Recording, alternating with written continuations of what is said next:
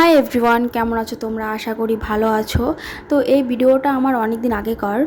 তো লাইফের first time আমি নিজে নিজে এরকম পিঠা বানাতে গিয়েছি।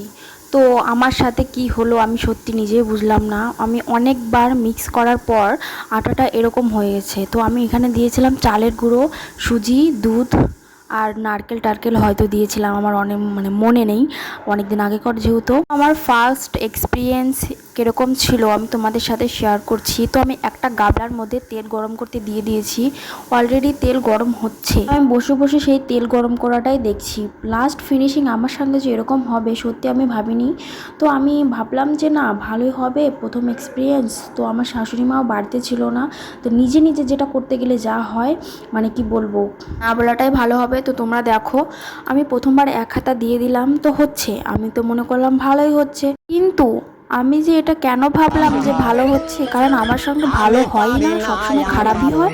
লাস্ট ফিনিশিং দেখো হলো না, কিরকম হয়ে গেল জিলাপির মতো। তো এটুকুই, টাটা, বাই।